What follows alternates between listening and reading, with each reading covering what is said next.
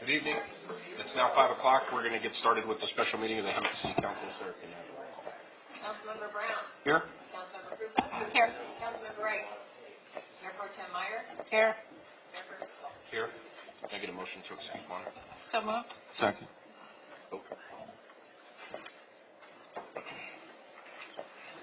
Are we doing that one? It's not on. It is.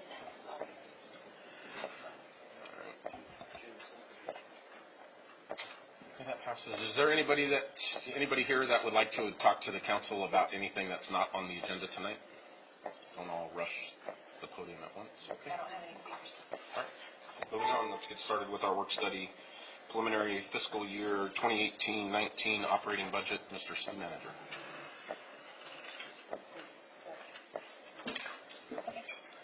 Scott.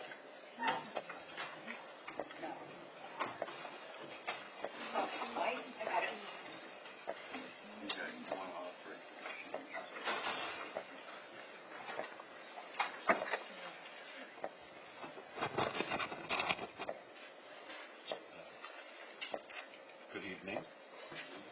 Everybody hear me all right? Okay, just speak up. We're going to talk about the budget. What we've done is take a look at the past 5 years, how we got to this point, and then we've done a projection for the next 5 years. Some of you may have gone through this exercise with prior councils and such, but at least 2 of you are new to the dais, and so we'll go.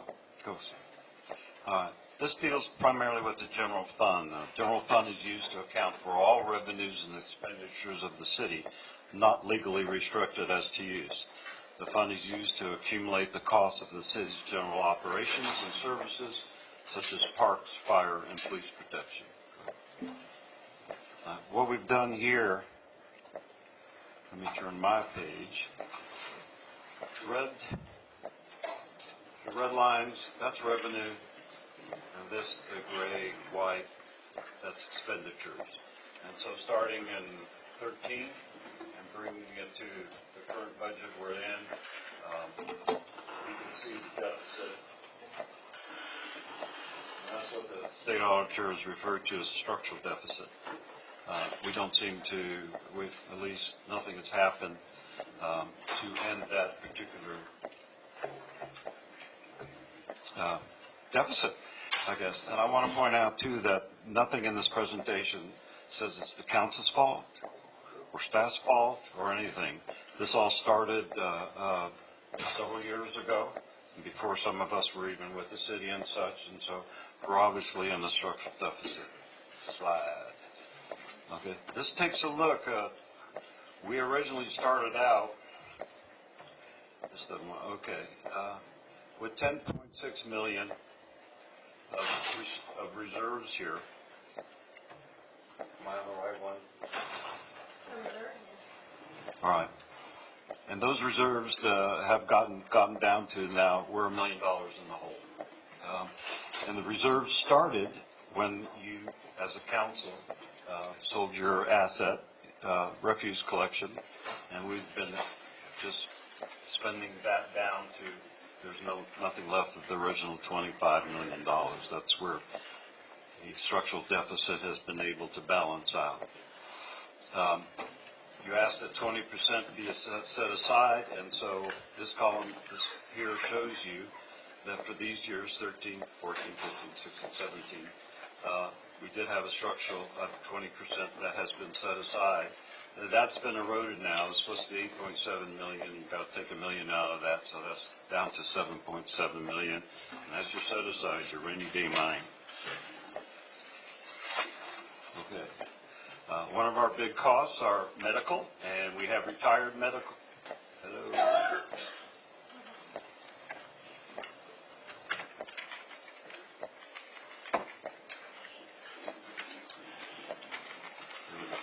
Next one. Okay. You all right? Here's 5 years of cost history. These are the retirees. And that, I'm sorry, these are medical costs for our current employees, the blue. These are the retirees.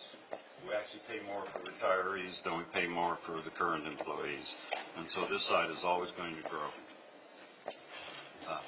We view that as a restriction on our spending ability. Go ahead. Okay. This is CalPERS. We owed CalPERS, we paid $4.8 million in 13-14, and we're currently up at $6.1 million. We're projecting for next year. CalPERS is the big elephant in the room. It's what all the retirements are tied to. And I'll read you some stuff about it in a little bit. Okay, next. These are the revenue projections. Pretty even. It doesn't make any difference whether you're looking at sales tax or property tax or whatever. And this is a forecast. We're forecasting 18, 19 until 23, and it stays pretty even.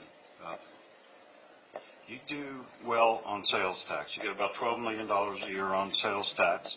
And if I can give you a comparison in San Bernardino, if you're familiar with Hospitality Lane, which has a Costco, which has a Sam's, etc., Hospitality Lane does about $12 million a year. So even though you don't have the big players and the big box stores and such, nonetheless, you do pretty much on sales tax.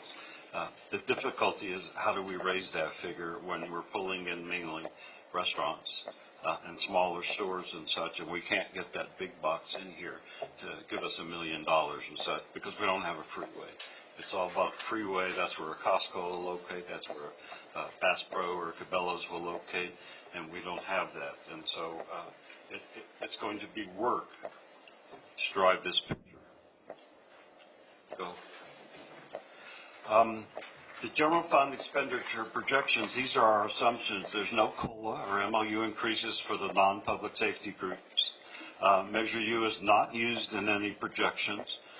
There's no replacement of needs, including the financial system. Our software is pretty much out of date. The server, firewall, phone systems, public safety, communications equipment. Right now, for example, we're looking for $2 million in police to bring us up to date on the communication system and be able to talk to the county and such. That money does not exist, and this does not forecast any new positions for the city. So these are our assumptions, simply assumptions. Go ahead. Our projections in general fund, we're trying to keep it pretty even. So for the next 5 years, we're not looking at any big expenditures in general fund. It's probably appropriate for me to point out what happens in the public when they do a budget. It kind of rolls over. They did a budget in 13-14, and then it carries over. Council will add something will be taken out, etc. And so whatever was done with the original budget in this format, that just sets all the priorities have been set, etc.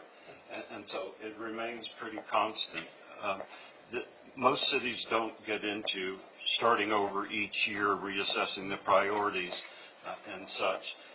That is a way to do it. Some cities do it, but it's obviously in this case, this has just been a carryover budget. And so there hasn't been a lot of playing with it and such. You'll see, I'll describe shortly some of the cuts that have been made, etc. But this is an as-is kind of thing. Go ahead. Future expenditures, PERS. PERS is at $6.5 million now. It's expected to go up to $7.3 million. We have no control over that, none whatsoever. Even if you lay off employees and such, they're still going to take that much money for us because of the liabilities we have. Go ahead. I'm sorry, is that PERS, those PERS numbers, are those part of your general fund expenditures that you just showed us for things we're going to take? At this point, yes, it's all general fund. So we're cutting some. We'll have an opportunity later in the presentation for questions. Okay, go ahead. And then these are the retiree medical intent retirees, currently 4.3 million, and we expect that to go up to 5.1 million. People will retire, costs is going up, etc. And we all know that medical costs rise anyway. Go ahead. And so generally, go back. This again shows that over the next 5 years, expenditures are going to greatly increase over revenues. And that's the gap. The gap we have is right in here. How do we fill that gap? We've been filling that gap with surplus funds primarily from the sale of the refuse company, refuse operation. And so that's a real gap. I mean, it runs from currently we expect next year's budget about 3.4 million to eventually, another 6 million, almost double if nothing is done. Go ahead. So there you see the city will utilize most of its reserves by the beginning of 1920. And so this is our current reserves, all of it. By the 20, we expect that to be gone. So we can rely on it another year, but it's going to be gone. Go ahead. We're going to talk about Measure U simply to talk about it. These are the projected revenues for Measure U. As you can see, it increases every year, and it splits. One third goes to, or 1/4. 1/3 goes to fire, and 2/3 go to police. That's constant. We haven't hit on it, and so that will still fund your police and fire. Go ahead. These are the expenditure projections for Measure U. And so it's going to yield surpluses because it's pretty constant, about 2.5 million that they're spending, and so this is the reserves in the Measure U.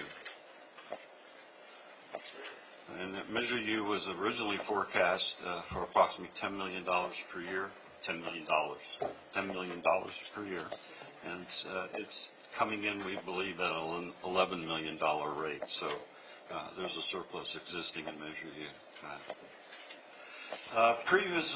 Previously, the way I'm going to have to find that page because I'm having trouble reading that. Okay. Reductions in employees were made in fiscal years 8 through 9, 16, 17. We went through, come back.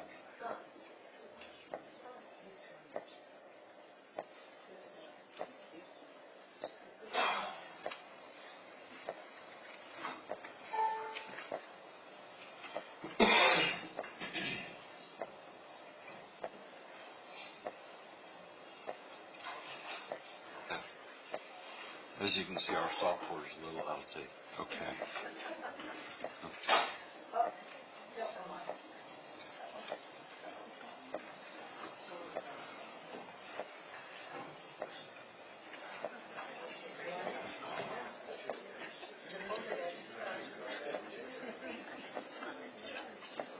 Put it where you want.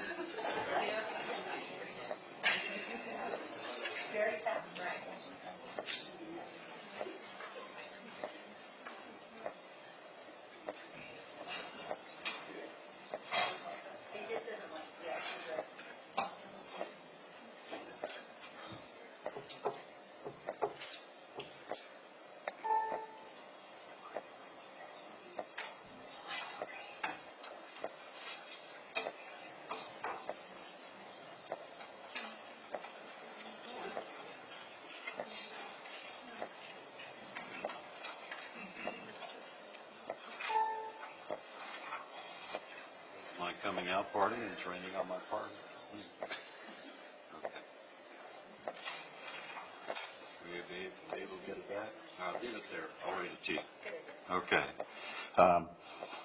They did go through a reduction in employees in 2 separate years, and we're down from 377 to 313 when that happened. So 64 positions have been cut. The retiree medical was discontinued in 1998. Franchise agreement with CR&R is on the good side. Obviously, they sold an asset in order to help balance the budget to put funds in. There was a reduction in library hours. PEPRA for new employees. PEPRA is for employees that are not in the old system. And so those are the new employees that are hired. It takes 5 years to invest into it. It's a whole different payoff system. Service delivery agreements with animal control, these are what contract out. Custodial services, landscape maintenance, solid waste collection, the Hammett Simpson side. They have taken, previous councils have taken action to attempt to balance the budget. Okay.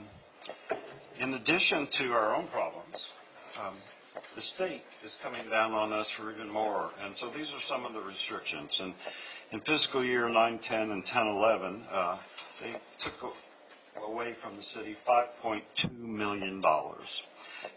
We relinquished $10 million of our DA funds back to the state, and we lost tax increment of approximately $6 to $7 million. So that was hard hit. You know, obviously you don't make up that kind of money. As far as tax fairness, transparency, and accountability, there's an Act 2018. There's a petition circulating, and we have the League of California Cities, and most cities have every reason to believe that that will pass. That will limit local revenue authority. It will eliminate our ability to do a 50% general tax. All taxes, all fees increases will require a 2/3 vote. And it requires 2/3 approval of all members of the local legislative body, city council, before a tax can be placed on the ballot. Legal threshold from reasonable to actual cost applied to local service permits, licenses, etc. So there's in the name of transparency, and apparently we've been abusing our authority, as all other cities. I was a little sarcastic. The state is really coming down on us in our ability to raise revenues. And if you remember that chart, when revenues are out of whack, this would affect even if we implemented marijuana, because they've made it retroactive to January 1st. So by the time this council decides it's going to or not going to, we won't, it's going to take 2/3 passage, which is highly doubtful. So that restricts our ability to even implement new revenues that we can come up with. These are two recent articles. California's Governor Brown says cities on their own as pension tab rises. So we're on our own. I went through this in San Bernardino. San Bernardino didn't pay 1 year $13.5 million to CalPERS. That's what it is. In order to have its cash flow, ended up negotiating with CalPERS, ended up paying them over a 4-year period, plus a couple $1 million in interest and penalties. CalPERS is just impossible to deal with. They have too many attorneys. They'll take you to the U.S. Supreme Court. Right now there's a lawsuit going on in California Supreme Court. Years ago, the California Supreme Court said that retirement benefits are vested. That means you can't take them away. And so the league and several cities are going back to the Supreme Court to see if that can be changed. Of all the cities that declared bankruptcy in the United States and 3 in California, the only city to cut its pension costs was Detroit.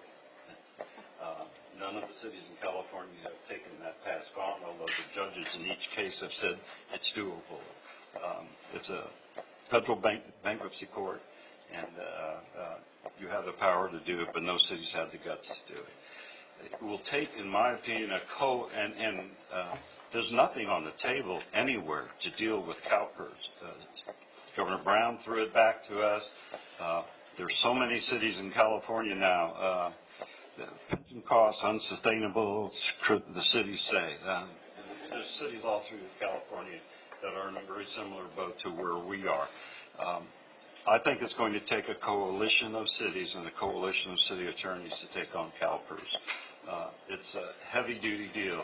We contemplated it in San Bernardino, wanted to go that way, but couldn't afford it from a legal standpoint because of their outstanding number of good attorneys and a lot of them. So that's going to be the big question. Can we deal with CalPERS? And there's no easy answer, but again, I don't mean to be too redundant, but it's going to take a coalition of cities to fight the big elephant in the room. Next one. There's a new study by the League of California Cities conducted by a consulting firm that overall city pension costs, excluding health care, will nearly double, reaching an average of 15.8% of their general fund budgets by 24-25. Costs for police and fire personnel will climb to well over 60% of payroll. Public safety is going to cost us 60% of payroll. The results of the study provide additional evidence that pension costs for cities are approaching unsustainable levels. As those burdens outstrip revenue growth, many cities face difficult choices that will be compounded in the next recession. So they're even forecasting a recession first. There's the budget. If you leave your contact information with Sarah, we'll get you a copy of that. But this is just an outline of the estimated revenues and expenditures. We haven't yet finished the detail, and so that will probably come up we're going to go over this again on the 29th, and then subsequent to that, we'll finalize the budget, and this is why. Let's go to the next page. These are our potential budget balancing measures, and it will take, from my perspective and my co-workers, it's going to take some policy decisions from the council as we want to do this. We have, the first one is to eliminate equipment replacement for next year. That's $517,000 savings, but it means our equipment's going to get older and probably cost more in the future. Eliminate education and training budget. That's $269,000. It's hard to keep staff, council members, from going to appropriate training. Just our skills, with the legislature coming up with all kinds of new laws and such, and we have to be able to lobby, and we have to be able to understand what's going on in the state and how we're going to be affected by it. But nonetheless, it's a $269,000 item. We can do a hiring moratorium, and we expect that'll be $1.2 million. If no more hiring, you have a vacancy, you have a vacancy. The only exception would be the Measure Youth positions. We wouldn't affect that. A one-time use. We have workers' comp liability and building maintenance that's in a fund. And so each year we put in there what we think it's going to cost. And over the last few years, it hasn't cost what's been budgeted. And so there's $1.4 million in there, and we can tap, not all of that, so you miss some. We can tap probably up to $700,000 or $800,000 of that and still have a reserve that will work. We've thrown it in. Council has a policy against it, but again, this is a policy decision. For the last 2 years, we have paid for all the raises in public safety out of the general fund. And so last year, it was $1.4 million. This year, it's $1.7 million. And so that has been a hit of $3.1 million on the general fund. We asked the committee and such if they would support us taking those out, and they have said no. We have a letter to that effect. And so we're looking at going forward without this particular hit on the Measure U funding. Again, that's a policy decision, and obviously helps us out. We would have to reassess what effect this might have on the Measure U funds that the police and fire would have to expend. But at this point, the Measure U funding is running about $1 million more than was originally forecast. So that means for each year, last year, this year, there's a couple $1 million in there. Will be a couple $1 million in there that's not being budgeted, wasn't accounted for, etc. Again, this goes to council. I had mentioned the cannabis policy and its potential. I've talked to the consultant that retained, and many of you will be contacted with a survey of how the city feels about the, if you want marijuana, if you want dispensaries, if you want grows. et cetera. They forecast initially after 2 to 3 years, a $1 to $3 million revenue increase, depending on how many dispensers we have, if any, et cetera. Most of the money is made by growers, from the growers. Several of us have gone through Desert Hot Springs. I went through an 85,000 square foot facility. They are forecasting for this year $1 million, $1.5 million. The mayor thinks they're going to produce out of that one facility $3 million in revenue. They showed us 2 others. They have a site for $1 million square feet, not $1 million, but 1 million square feet. Another grow facility, and then another $2 million size square feet. And so they're all in. They're all in on it.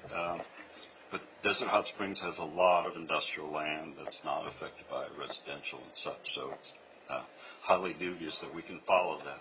But even our neighbors, are into the grow side of it and such. So that's going to be not only council policy, but they'll base their policy on how the survey comes out. And so we'll know that probably in a couple of weeks.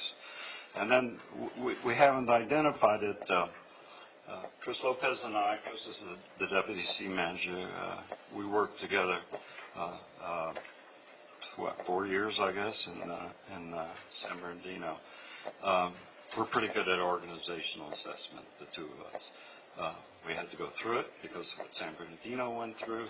I myself, I was the city manager of Compton in the 70s. They were $5 million in the hole when I took over, which is about $19 million in today's dollars. Rectified the situation. They screwed it all up again after I left. And so I'm used to, was kind of a specialist. We called it, after Jarvis Gann, we called it cutback management. And so I was a guest of the Canadian Secretaries and Administrators Society, basically public administrators, 2 years in a row, explaining them, the cutback. And so I'm familiar with all that. It always causes a morale problem. I always get blamed for the morale problem. But when you're in a deep hole like we're in, the institution of the city has to continue, and we have to be able to provide services. And so it will take, in the organizational reassessment, some serious policy decisions on the part of the council. And I'm sure none of my employees or department heads want to hear that. But I don't know how we do it otherwise. You always go there. And part of the problem is when you have a budget that just revolves and revolves and revolves and stays kind of static for the most part, it always comes as a big hit when we say, okay, we're going to contract this out or that out. So you went through it a few years ago with police and fire. I have no desire to take you back to those days. But there has to be different ways of providing services, and if police and fire is the priority, then we have to lay it out that way, and we have to work on it. So I'm open for questions. That's it. We didn't get you into the minutia. We thought it would be appropriate. Well, let's take 5 years back and project 5 years and see where we are and what it feels like. Put some policy decisions on the council as to whether they want to have a hiring moratorium or whatever. We gave them some stuff to take a look at. I expect next week, the 29th, we'll have some conversation about that. And I expect the council has some ideas now on what to do, as well as members of the audience. Thank you. Questions for the city manager?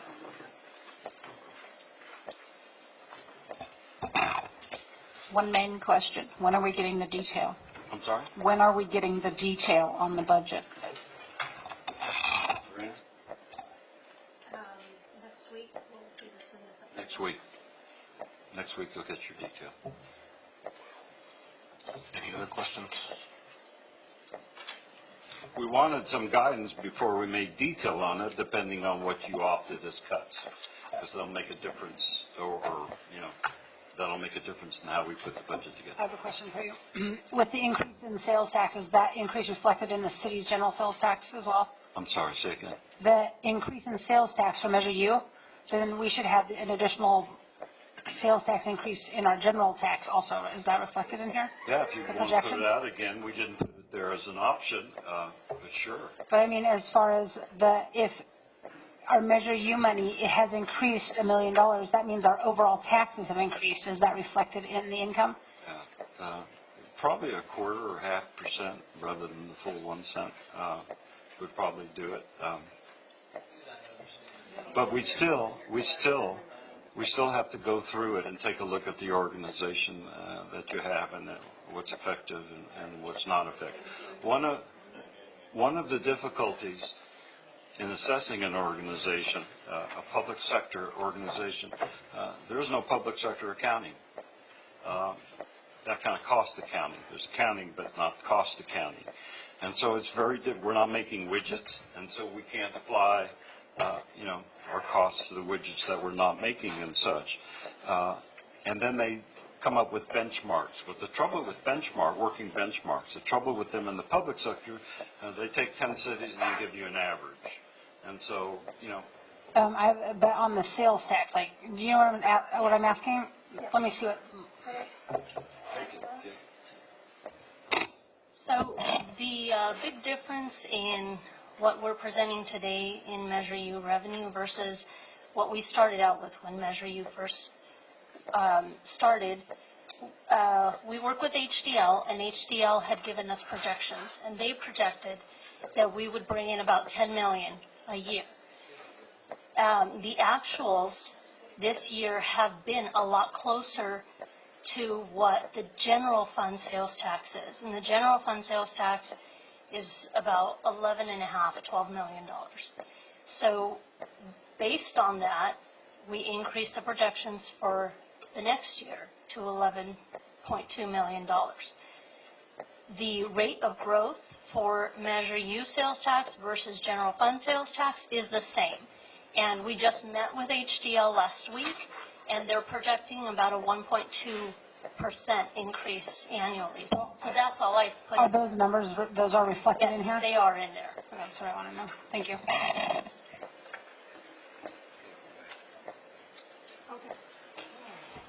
Any other questions? I've got a quick question. Have you considered putting out an RFP for any other services that are currently being provided by the city? that will be part of our studies. One way you can effectively cost out what we're doing in terms of paying for internal in-house delivery of services to see what the private sector will do it. So the answer is yes, we are considering that. And then, as far as, because you're kind of putting it on us as, what direction do we want to go policy-wise, there's going to be a surplus under Measure U, and we're projecting currently a deficit under the general fund. And currently, under the current MOU with police and fire, those raises are coming out of the general fund, correct? So ultimately, we have to look at how are we going to continue to run a deficit in the general fund and continue to run a surplus in Measure U, even though these are public safety costs. So, I mean, that's something that we're going to have to look at as far as that.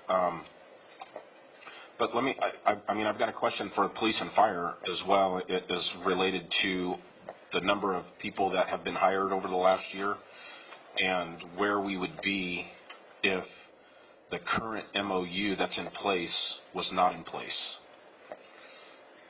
If we wouldn't have the results that we've had over the last 12 months that we're seeing out on the street and in the public. Good evening, Council. We've hired about 17 more people with under the Measure U umbrella of the funds. So 17 people. That's very important for us. The MOU increases are important for not only new hires to compete with other agencies, but also for retention of current employees. Critical. And that's the big question is the retention of the employees that we have. Let me ask you, Chief, if that MOU was not put into place, where do you think the police department would be today as far as the number of hirees, the new hires, and where you would be officer-wise today? I can tell you it probably affects lateral movement a lot more than entry-level movement. Generally find entry-level people try to get on where they can as fast as they can, and then after a year or two, then they'll choose an organization that they want to be at for the long term, and they'll move. So I think generally we would see that with our laterals. So probably we hired, I think, about 8 laterals. So it would definitely affect it. I think what he's trying to ask is how many of our officers would have left if an MOU was not approved? Our seasoned officers that have been here for years. I have no idea. That would be just a guess, but I can tell you right now it's highly competitive in Southern California. Every agency's hiring. So we would not have been competitive at all without those. And so currently our organization is pretty competitive and people still want to come here and. I would say we are competitive. Sure. Honorable members of the council, let me answer the last question first, if I may. The MOU enhancements were a definite positive in terms of recruitment and retention. We were hiring to fill legacy voids that we inherited as a result of the poor economy. It was very difficult to hire and attract our entry-level firefighter paramedics. We simply didn't compete. The MOU and with the action this council took to support that allowed us to put us in a range that's competitive. Today I'm proud to report that we have 0 captain openings. We have 1 engineer opening. We had 5 firefighter paramedics that were hired. They're in training now, and 6 in the proposed budget go forward. The 5 that are hired will fill the 5 existing openings that we have now. The 6 going forward, Measure U funded, will allow us to add some additional operational capacity. So the MOU has been a great enticement, and frankly, it establishes a stage. We're competing in the global market, if you will, across the state. So our recruits have choices, so we hope they choose to come here. And let me ask you, Chief, how, as far as you said, we've got 0 captain positions vacant. How many did you have this time last year? This time last year, we had 5 captain positions that were open. And how many engineer? We had 4 engineer openings, and we had upwards of 7 firefighter paramedic openings. So over the last 12 months, you've been able to get those positions? You gave that mandate, and we met that challenge, yes. And that was a direct result of the environment that was created by the passage of Measure U. It's a positive message. It's stability.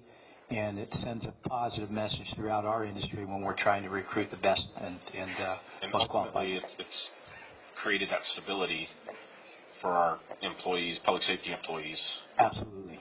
Here to be able, and not to mention getting those positions filled, it's reduced the number of hours of overtime that our firefighters have to work, and so that way they're more rested and able to provide quality service. Well, 2 key points. We work aggressively to reduce that over time, and we continue to do that. We've seen a significant reduction, and obviously the health and safety of our personnel that work those longer hours.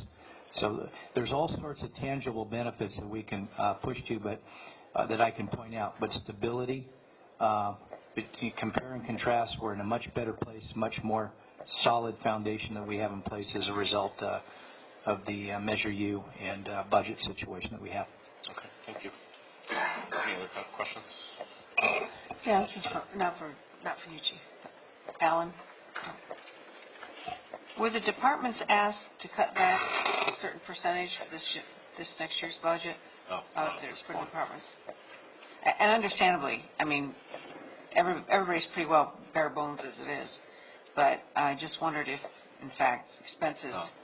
Chris and I will take a look at their operations, but one of the concerns is when prior councils made their cuts and such, and we had the cuts in staff, planning, community development is understaffed. We have a problem in engineering, and so I'm reluctant to do that as a first priority, maybe as the last, but not as the first priority, because we have to provide a good level of service, and we need to do that. And so whatever we can do, we're going to try and do in terms of keeping staff. I'd like to point out that the MOU is for 5 years, police and fire. So we've gone through 2 years, so it's got 3 years or so to go, and we did not forecast include a new MOU at the same rate. It just stops at the 4th year, 5th year.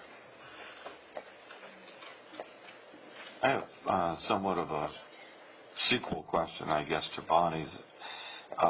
One of the options that you have provided to us is the hiring moratorium, and obviously that would not impact public safety. But you're projecting 1.2 million in savings there. So would the presumption be that the vacant positions that we have elsewhere in city staff would stay stagnant? So we're contracting out for some services, and some vacant spots we're just carrying and shuffling the workload to other employees that are We have a lot of long-term employees that live here and such, and others that have come here and stayed here 6, 7 years. So those are there. In terms of using the surplus of Measure U, I believe you've received a letter from the committee asking that we not expend the surplus for other general fund purposes. So we did not forecast. We show it in there, Measure U and such, but only specific to the costs of the raises and benefits for police and fire over the term of the contract. So that was taken from the general fund, and so that's that. But that's simply an option. I'm not going to fight with the committee or anything like that. I'm respecting their wishes at this point. Would it be safe to say that every city department other than police and fire is carrying vacancies right now? Yes. Some of them come out of non-general fund, water, sewer. Right. So those that are general fund, then those services are either being done collaterally by some other city employee in addition to their regular duties, or they're being contracted out, right? Correct. Okay. I have one question, and on the budget, where the community development revenues, what does that encompass? What makes up that 2.1 million, or 2.2 million?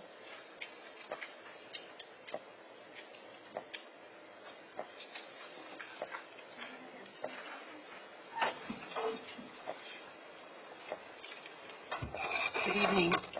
The community development revenues include building permits as well as building plan check, services, code, cost recovery, all of that comes in, our rental registration program, foreclosures, all the engineering permits and fees are under the community development. So that basically should cover most of the expenses for those categories on the right-hand side of this budget sheet. In my opinion, it's never 100% cost recovery because we have meetings, we provide information to the public, we're providing counter services, we're not charging people for that. So there's a lot of time that goes into that in terms of that cost recovery. I will tell you that, for example, code enforcement, we're about 70% cost recovery in terms of the current year budget, and for building, we're about 80%. So, but it's never 100%. You just can't charge for everything that people are doing. Okay, then my next question on this, in this budget is grant funding reflected in any of the revenues? Like not the community development revenue. Not CDBG, which covers some of the cost of our code and some of the other things that we do. Correct. And I think that's allocated separately, but Lorena would have to answer that. That's in a separate fund. Okay, thank you. Lorena can answer it too, but most of the grants received aren't necessarily general fund oriented. Police get their own grants, for example. Correct. And it's obviously not Measure U, and that is general fund. We get a lot of public works grants, which are special kinds of fund like SB1 and such that go to public work projects. we get HCD block grant, most of which goes to nonprofits and such, and housing issues and such. So, Adjust your microphone, Alan. Closer to you. okay, There you go. You can pull it. Pull it. sorry. Do I need to repeat it? Okay. I guess. We get some grants for the general fund, not a lot. We get police grants, for example, Bulletproof Vest, and they have other grants that they've applied for, and they tend to do it on their own. Most of the grants we get are for public works, SB1 monies. They're for projects. We usually, if it's done correctly, can charge engineering to that, so no engineering costs come out of general fund, and that's the way it should be done. Bonnie is reminding us every week of the grants that become available and encouraging us to apply for them, which we do. And so the trend over the last 5-10 years has been a severe reduction in grants for all purposes and such. So it becomes harder to make a living for the city to continue existing on grants alone. It has to look at other things. Two more questions for you. Our previous finance director, Jessica, when she was here, she was able to make some great strides in reducing costs with retirees and retiree medicals and changing them around. Is there anything that we can further do to reduce those costs? Maybe renegotiate with all of them and see if we can get them into a different plan that's cheaper, that still provides the same level of service? It tends to be a legal question because it's usually under some contract.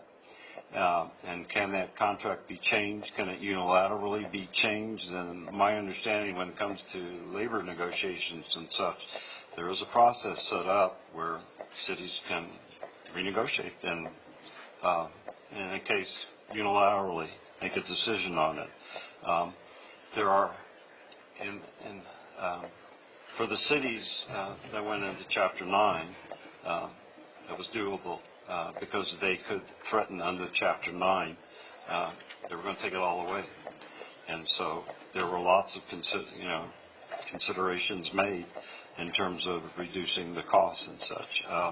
And that included also going out and getting cheaper plans, making sure when they hit Medicare that they got off our plans and went on to the Medicare and such.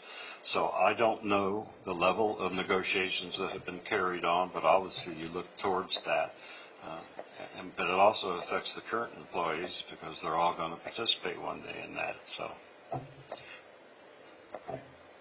And then the last question I have is, I had mentioned earlier about possible RFP. Have you had the opportunity, and we talked briefly about that, have you had the opportunity or the chance to think about what might be the best options as what we might send out for an RFP? I have. I'm not going to divulge them at this time because I don't want to forewarn some of the departments that I'm coming. Okay. But obviously, the answer is yes. The first city I managed had 22 employees and contracted out every service. But it was a small city. The contracted with the county, with private engineering, everything. And so I'm familiar with the contract form of government. A lot easier to manage and such. You just don't have big union contracts or anything. So I am familiar with that, and I've gone through assessing. I've done it in 4 different cities where I've taken all the revenues and lined them up with the departments